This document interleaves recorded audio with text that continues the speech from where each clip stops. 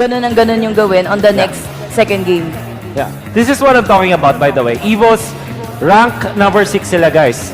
But if they do lose, dito, magiging 3-6 yung kanilang scoreline with -5. And do take note, napakaraming teams na pwedeng tumalo sa kanila at magtanggal sa kanila. For example, if Geek Fam or Signal Ultra or Archangel wins one game, tapos ayun nga, nag-2-0, mas lamang na sila sa Evos PH. This is why, scary pa rin yung spot dito ng Evos. But if they do win at least one game sa series na to, mas komportable na nga yung kanilang spot. But this is important kasi Sunsparks yung kalaban nila. Pag-usapan natin really quickly naman, syempre, yung iba pa mga teams natin dito. Ownage, to be fair, mas malaki pa yung chance nila compared sa Archangel or sa Geek Fam. Dahil ang kanilang pwedeng mangyari sa kanila is 4-5. Pwede pa silang 4-5 na score kasi yun yung kanilang kalaban. Kaya ba, guys, sino yung inaabangan nyo pa dito na team? I think yung Archangel din, Delix. Archangel, sobrang delikado ngayon. Pero more on, gusto ko abangan yung Ownage. Ownage? Kasi sila yung pinakahuli last time eh. Sila yung Exactly. pinakahuli. Suddenly, nung nakuha nila yung groove, yung style nila, bumalik eh. Nakikita mo yung sigla ng players sa mukha nila, kakabuhay sila. So yung playstyle nila, nag-e-evolve din na mas gumaganda yung communication nila. Yun ang iingatan ng ibang teams palalo. About you, Yasu, any other team na gusto mong pag-usapan dito? Na nasa bottom part? Yes, inaabangan ko din yung laruan dito ng Ownage considering na nasa bottom sila this past few weeks. And also Geek Fam kasi they started from being malakas to medyo naglaylo na delikado nga ngayon yung vapor nila for the side of Geek Fam. Okay, very well. Now we have to talk about the teams that will be playing today. Well, in this specific series, Evos Esports PH, that's Dexter Killer, Honda Haji, Dufen, and Bonchan. Ang kanilang pinakauling laro dito sa ating MPL Season 4 Group Stage. Nakasalalay ang kanilang place sa playoffs. Pag natalo sila ng 0-2 sa laban na to, they might not make it. But I wanna ask you guys, what should we be looking towards Evos PH? Meron ka bang parang player na gustong abangan dito? Sir Prof B? Sa estado ng Evos PH, doon ako more on sa mindset eh. Sa mindset nila as of now, ano yung in-input ng coach nila mismo, ni Paint, para sama ma-overcome yung pressure na nasa kanila. Na alam naman natin, bingit ng kamatayan ng laro. Do or die ito eh. Sinasama yung team nila, kailangan nila naman makapasok. Ano yung binigay ni Paint mismo para sa kanila? Ikaw naman, Yasu, ano ba yung pwede nating abangan dito sa Evos Esports PH? Yeah, ang inaabangan ko sa Evos is kung ma-maintain ba nila yung binibigay nilang aggressiveness ng early game. Magaling mag-aggressive ng early game ng Evos actually.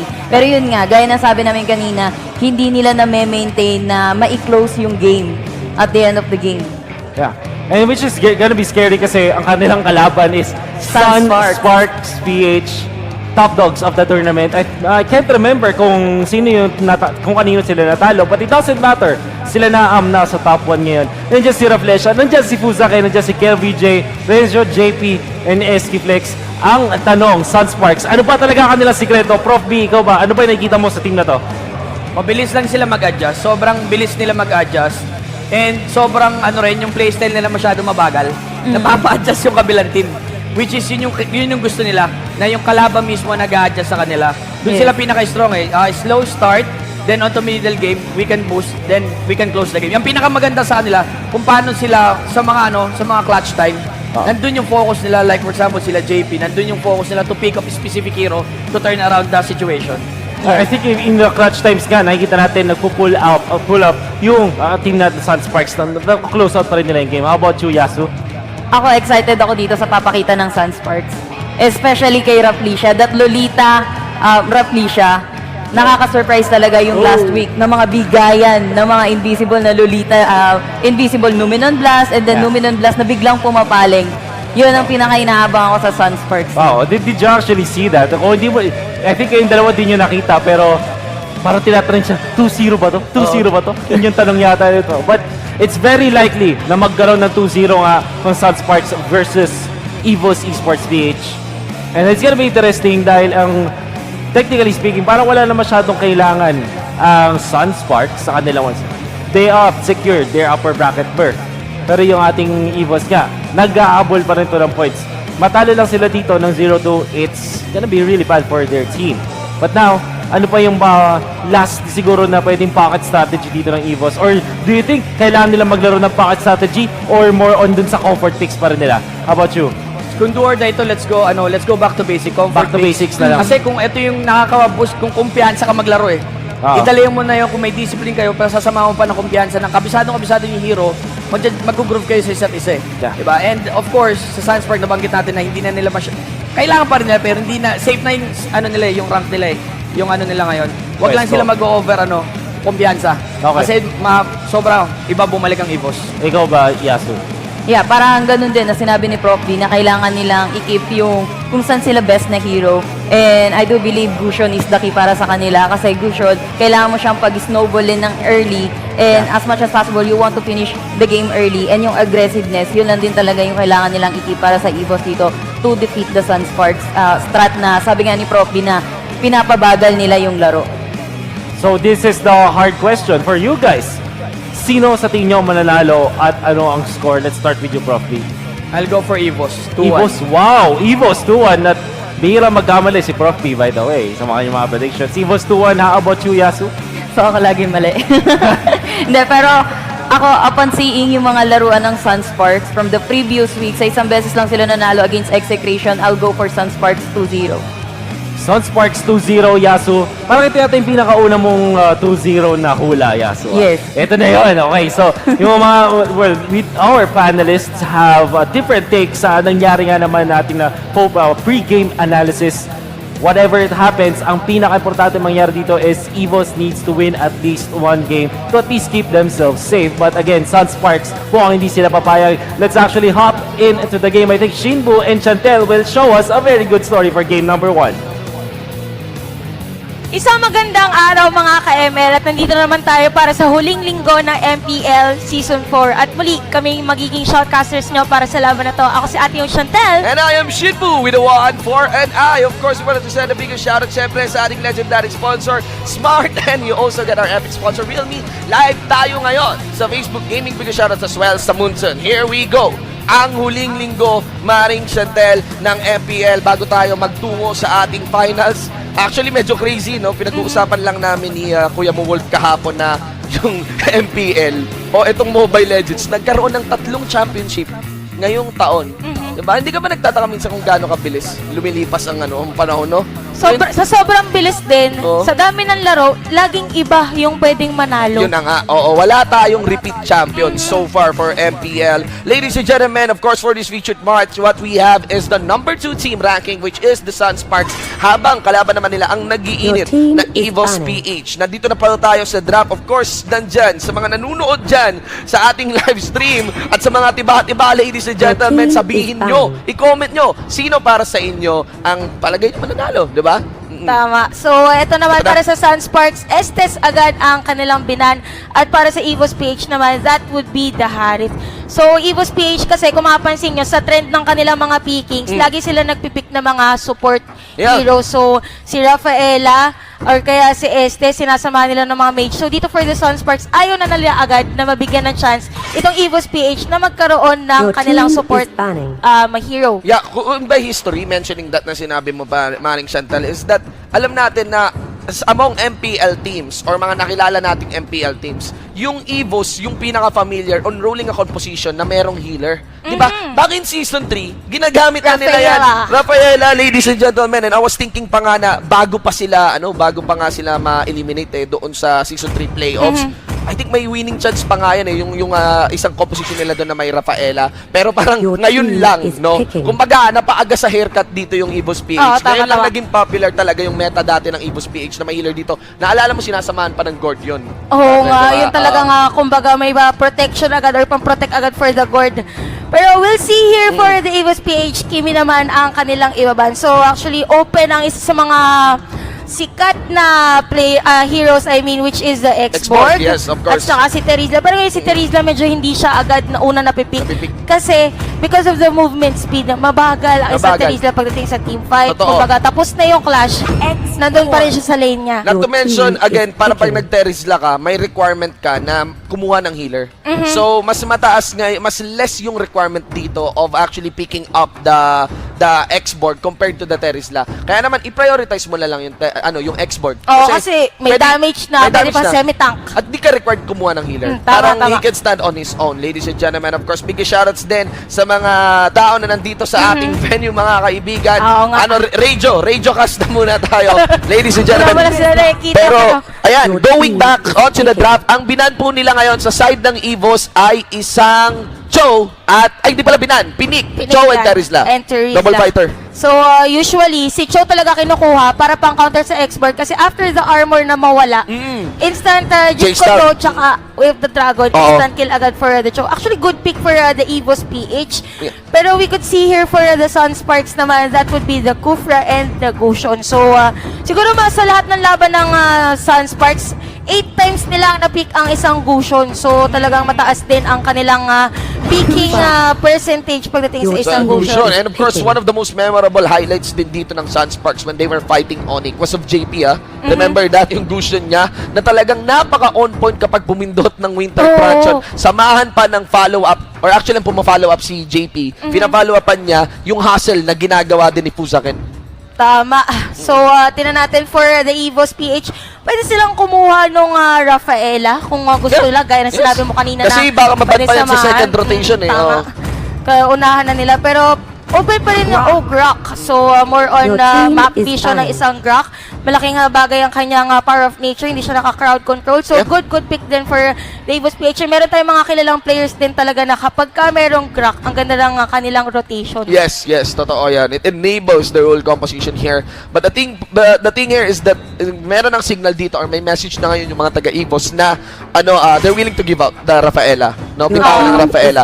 But here, there is still that threat. Si paring Dufen. Pero I feel like yung Lilia Ban kasi hindi enough kay Dufen. Ang dami kasing heroes talaga ni Laki Dufen. talaga ng hero pool ni Dufen pagdating sa Mage. Kumbaga, tinatawag siya nga Mage King. Mage King, Mage King ang tawag kay Dufen dito. Pero Honda and Dufen, tingnan natin. Actually, for Honda, siya yung top 1 Philippines na Kufra na nakuha ngayon ng ng kabila. Totoo. Usually, kapag kaganyan, pag napick yung comfort hero mo, madali kang kontrahin kasi alam niya yung capacity ng hero na yon, alam yung pwede niyang gawin. So, tingnan natin for the Evos PH, carry ang kanilang next na ibaban. So, ayaw nila ng mga marksman na makukulit.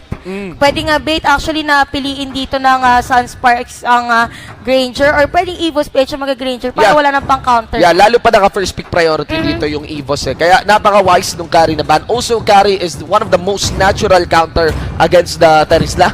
Alam naman natin yan na binabypass lang ni Carry yung body of a Smith ni Terisla dito. But with those kind of bans, with the Carry and of course with the Lilia ban, that allowed for the Rafaela to still be present on the composition. Kaya naman solido pa rin ang composition dito ng Evos PH. So, Rafaela, so maganda na agad. Pero here for the Sunsparks, mukhang makakakita yata tayo ng Hayabusa, which is isa sa mga heroes na tagang split push. Kung split push, so pwede mang kulit na lang dito. Pero Granger, I guess, when together with the Akai para sa side ng Sunsparks. So, Akai malaking bagay din siya actually kasi pwede niyang ilayo yung players come from the Evos PH if ever na mag-penalty zone. So, para hindi makalapit, pang-protect na niya kumbaga. Oo, pang-protect. Now, again, I just want to mention din na hindi rin mapili yung Hayabusa dito. Kasi the idea sana, you would pick Hayabusa just to spot out yung Rafaela. Ang problema, ang dami mong dadaanan. Kaya nga sinabi mo, the penalty zone yan, si Terisla, you got the Cho, you even have the Grok. Parang it's okay to just keep this distance. Tapos, let it be na lang with Fuzaken. Bahala na si Fuzaken manggulo doon. Not to mention, ang ganda kasi kapag may na-blender ka, pinalo up pa ni Granger dito, manlalambot talaga. Oo, diba? tapos ang Granger din naman talaga ang kanyang Death Sonata. Oo, so, ay napakasakit. yan, Pero, final pick. Kagura. So, more on hero air mo. of effect. Yung kanyang yin yang overturn. Ang kanagandahan sa Kagura, maganda yung magiging combo niya with the penalty zone. Kasi pwedeng panset dito is the penalty zone, tapos follow-upan niya ng yin yang overturn. So, ang lagkit nun kasi may crowd control din ng yin yang overturn ng isang Kagura. Yes, oo. Kumbaga, puro hila. May hila ng penalty zone, may hila ng yin yang Na overturn hindi na kayo dito. talaga aalis. Yeah, the interesting part here, I would dare say, is that siguro sa composition lang, ang may healer dito ay yung Evos PH. Sabi nga daw, ang running meta is for the healer side. Pero, sustain, mga sustain. pero I feel like nakuha pa rin yung Sunsparks din yung gusto talaga nila makuha. Mayroong hindi popular na hero dito, which is the Akai. Diba? Nawala na yun. This is now an age of Grok, Pero Kufra, kinaganda, diba? hindi siya nawawala. Meron at meron team talaga na Meron. Tsaka Akay. Tsaka Akay to ni Fuzakin. Diba? Akay to ni Fuzakin. That's the thing. Sobrang hassle talaga ng Akay ni Fuzakin doon. So, ayan. We got the drop in. Mga kaibigan, we're just waiting out, of course, to get into the game. The big question here is, para kanino kayo? Sino sa palagay nyo ang mananalo? You have to remember, this is Evos, and they are facing the number 2 team ng ating buong Grabe. regular season. Actually, yung Sunsparks. sa Sunsparks, ang ganda ng pagkakapasok ni Fuzakin for their team, ang laking impact. Kasi yung mage nila is yung grabing offensive, pero si Fuzakin ganun din. Pero pakilala natin ang ating mga players. For the red side, that's Evos PH, Dexter ang gagamit ng Rafaela, Killer on the Terizla, Honda naman on the Grok, Dufen para sa kanyang Kagura, and Hachi on the Cho. Meanwhile, on the blue side ay ang squad ng Sunsparks. Raflesia on the Kufra. You got Renzu here on the Granger, Fuzakin as well on the Akay, JP naman for the Gusion, and KelVJ on this X-board. Ito yung sinasabi natin na Terizla, unang part pala ng game, meron ng damage, tapos makunat pa. So, kaya niya mag-zone out if ever ng dalawang players sa kanyang lane, pero din sa bottom lane. So, magandang rotation, pinapakita tatong players para sa the Evos PH. Shit ko to, tinamaan dito si Renzo, pero wala pang damage from the Evos PH. Pero, sa taas, man. kill, nakapatay dito. Si Kuya JP ng Sunsparks, ito sa bottom lane naman. Dexter, pinagbabatulan ng fire missiles dito ni Kel PJ, so out na lang din for the both teams, pero we could see here, JP now at level 4 for the Sunsparks. Napakabilis na level 4. Yeah, especially with the first blood secured nga against Killer here. Now, the point there is that the thing about Terizla, going back dun sa sinasabi mo kanina, ang hirap lapitan, ang taas ng damage. Yun yung idea kasi. Parang Terizla is one of the best heroes on the laning phase to just sustain the lane. Kumbaga, hindi mo siya mapupush out. At you have to be mindful ng cooldowns niya. Pero hold that thought. Oy, takbo! Hindi tumama ang 1,000 pounder doon ni Kuya Fuzakin natin. Pero you can see here for the Sunsparks, grabe yung aggression. Talagang pinupuntahan nila sa kahit hindi nila teritoryo. Yeah, at saka kahit di mo napatay yun, that was the flicker burn against Haji. So, you know, so it's one survivability key to be removed, but more so on the hands of a Cho or in a hero that is Cho. Pag nawalan ng flicker, nababawasan yung kanyang initiate capacity. Mas madali mo ma-anticipate ngayon yung galaw ng Cho dito. And so far, tuloy-tuloy ang lamang ng Sunsparks. They're very quick on actually rotating and of course, clearing up this turtle. First turtle. Ang daming players dito from the Evos PH na naiiwan at level 3, kaya isang dahilan din yun kung bakit successfully at mabilis at effective na nakuha agad dito ng Sunsparks ang objective, which is the turtle. So, for the Evos PH, ang nagiging problema dito, yes, they have the Rafaela, pero hindi natin nakikita yung mobility kasi yung nga lang dito, JP again, with the kill, with the help of Raflesia pa nga, Dufen dito, tumatakbo para sa kanyang buhay, makatakas ba? Yun, babalik lang din para sa kanyang payo, pero 2-0 na ko, ang sakit ng Denso natin dito rin siya sa bottom lane, napilitan ng umuwi ang isang Grok for the Evos PH. And that's the thing about Mobile Legends, the highest form of Mobile Legends, especially sa Mythic. Yeah, kill is a kill, magandang bagay pa rin yun, pero hindi ka dapat nagpa-frown kapag di mo napatay yung kalaban. Lalo pa kung na-force out mo siya umuwi, that allows you to take a lot of objectives, available resources din para sa mapa, and kita mo naman ang lamang ditong dinadala ng mga taga-Sunsparks. We are now sitting at around 6 at 3,000 gold lead. Ang bilis agad for a 3-minute game tayo, pero we could see here Kel PJ for missiles nandun. So, Killer na babalik doon para sa kanyang kalaban. So, here for Kel PJ, ang kinagandahan dito, gaya na sinasabi natin, semi-tank ang isa export Honda dito for the map vision lang din. So, here for the Evos PH, ang nagiging problema siguro, hindi nila na ma-maximize yung Rafaela pick nila. Oo, kasi dapat ang mas grabe mag-rotate is tama. Evos eh. Mas may buwelo mag-rotate yung Evos dito. I feel na yung Rafaela mas okay siya for aggressive, pero hindi siya maganda for reactive na playstyle. Kapag kayo yung binabraso ng isang composition na tulad ng dala ng Sunsparks. Kita natin may talon ba na gagawin si Raflesia? No, it won't be. This is being done here by JP. Now, ang gusto ko lang din sabihin, mga kaibigan, is that the weird part here is, as in, napo-force out talaga sila, nauubos, parang na-choke down dito yung Evos ngayon. Parang nagiging reactive sila, yun yung mga perfect term. Kasi kung saan pupunta yung kalaban, pupunta lang sila. Pero pagkadating nila doon, wala na yung kalaban. So, may kita natin dito, Haji. Pipilitan na naman po back away from the Sunsparks squad. So, another turret yata ang gusto dito. Pero eto na, gaya na sinasabi natin, pagdating doon ng Evos PH, wala na yung kalaban nila. Wala na. And the funny part there is that kahit di mo mapatay yung Evos, marami ka makukuha resources sa mapa. This one is an easy second turtle na naman at di pa pinagbigyan na makalapit na yung grab. Hurricane Dance na ipit dito si Honda, patay. Another tank dito ang na-down from the side of Evos PH. So makikita natin, top farmer for this game is Dragusion with a 3k gold as compared to here sa Evos PH, which is the Terizla. Given na yun kasi siya yung offlane, nagiging problema dito yung burst damager ng Evos PH. Wala siyang damage kasi hindi din siya nakakapag-farm ng kanyang gold. Yeah, actually medyo a bit slow nga yan eh. Pero I think just because binuo niya rin yung Beast Killer niya dito. At saka may bonus pa palang isang Magic Tomb din doon or Codex doon. Kaya naman, mga 5 minutes niya nabuo yung Calamity Reaper niya. I was expecting at around 4 minutes 30 seconds. Also yun, yung sinabi mo pala doon sa X-board, no? Kaya ang hassle din ng X-board. Alam mo yung X-board na, hindi talaga siya makunat eh. Mataas yung damage, makunat lang, may kasabay na kunat. Yun, At sa bilis bumalik ng armor niya. Yun pala. Kukuhanin lang niya yung mga lata niya. Ang tunay na basurero talaga sa X-board. Pag may nakita siyang kalat, kinukuha niya agad. Tapos yung kalat na yun, nagiging maganda pa para sa kanya. Diba? So, may lakas sa basura. may lakas sa basura. May pera sa basura para kay X-board. So, ito, turret na naman ang nasira na Sunsparks sa top lane naman. So, for the Evos PH, ito yung nagiging problema since nagiging reactive sila. Parang naghahanap sila ng way kung paano kukontrain yung Sunsparks. Yeah. Masyado lang iniisip ko anong dapat gawin. Yeah, I think, ngayon, wala na silang choice. Lumiit yung mapa nila. So, kapag nawala nga kasi ng outer turrets, doon ka na talaga kailangan maglaro ng reactive. Normally, kapag malaki yung mapa mo, doon ka pwede maging active. Honda here, mabaw!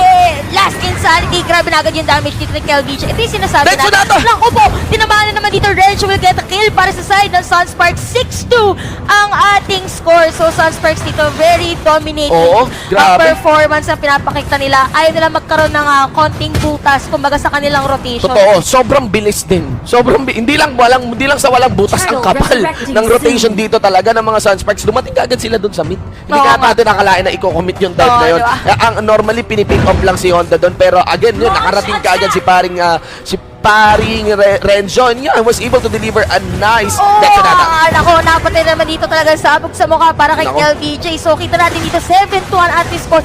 All turtles napunta sa Sunsparks. Yeah. So, rotation dito ng Sunsparks, ang bilis na. Tapos lahat pa ng objective, so pwede pagkakuhanan ng pera, sa kanila pa napupunta. So, hirap na hirap dito ang Evos PH. Tignan mo to. Sandwich na lahat ng tinapay nasa iba't ibang bahagi, no? Left, right, up, down. As in, ganun yung pananandwich dito ngayon ng mga taga Sunsparks against Evos. I would have required Evos sana na, alam mo yun, na antayin yung bait. Mabait man lang yung Sunsparks for a tower dive. Pero, lagi pag lumalabas si Honda, talagang pinaparusahan na agad si Honda dito. To the point na, kahit tank pa, to the point na nababurn out yung wild charge niya. Di ba? So, malaking bagay din naman kasi talaga yung wild charge. Pero ito, Hurricane Dance. Nako po, patay pa nga dito si Killer sa kamay ni Renzo. So, nice zoning out there for Fuzakin. Actually, for the Sunspark, kung sino makikita nila, binoburst na nila eh. Yeah. Regardless kung tank ba siya or what sa kanila. Pag mabilis yung rotation natin, ikot lang tayo ng ikot, hindi natin bibigyan ng opportunity dito ang Evos PH para makahabol. Yep.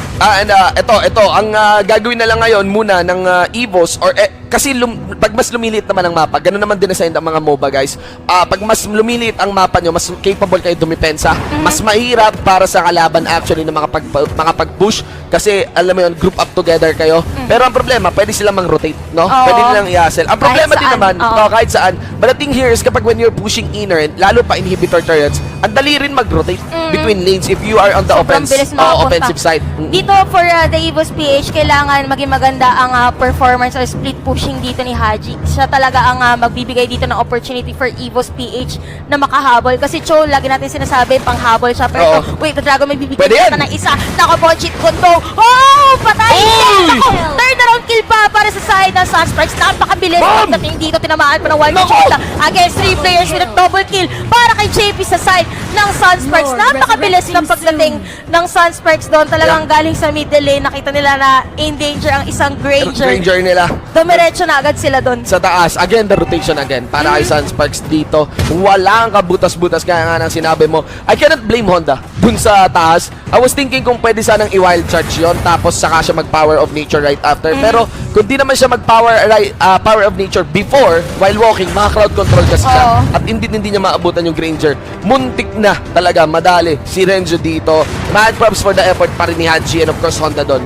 So, kita natin dito, Lord, nakakuha ng Sunsparks. So, all objectives dito, nakuha na ng Sunsparks. Pero tingnan natin, fire missiles lang din coming from Kelviche. Napakakunat niyan. Pero ito na Felicia, tingnan natin. Oops, naiwan pa nga. Si Killer hindi na nailabag ang kanyang penalty zone. So, ito yata ang gusto ng Sunsparks sa middle lane. Pero JP dive in, incandescence sa kailan din. And shutdown para dito kay Dufen sa Evos PH. Kinagandahan dito, napatay nila ang isang Gusion. Pero the bad thing is meron Lord. Lagyan mo ng sampalok, tsaka konting gulay, tsaka kalahating kilo ng pork, mga kaibigan, at tubig pakuluan.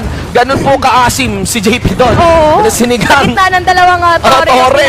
Medyo di kailangan gawin. Sakto dito. Tyrant's Revenge. Kasi nga na Reflection will get a kill para sa side ng Sunsparks. Dahil pa para confuse akin. Ito, Hurricane Dance. Hold na kanilang gusto. With double kill pa. Haji. Para sa Kufra. Haji magagaling sa likod. Sira ang immortality ni Akai. Makakatakas ba? Pero bounce support dito para kay Haji. Mamamatay pa nga ang isang Cho para sa side ng Evos PH plus the Lord onto the side of Sunsparks. Yapi. Habang nangyari yun. Nagpupush din naman si Renzo dun sa may pinakataas. Hindi pa rin ito tapos. Kita mo naman. Tonda, walang boss. Ang abate dito ginagawa ng mga taga-Sunsparks. Killer here, getting killed there. Pero makakatakas naman everywhere as the flicker gets set in. They're just gonna go into the core. And that's it, ladies and gentlemen. This game 1 will easily go to Team Sunsparks. Grabe. Ang bilis ng rotation ng Sunsparks. Grabe na, rotation is real. Rotation is real talaga. Rotation talaga yan nag-dictate. Parang okay lang na ibigay natin si Rafaela. Kasi i-deny natin sila dun sa supposedly early rotation ng Evos PH. And you have to take note na the thing about Rafaela, what you want is matagal yung laban.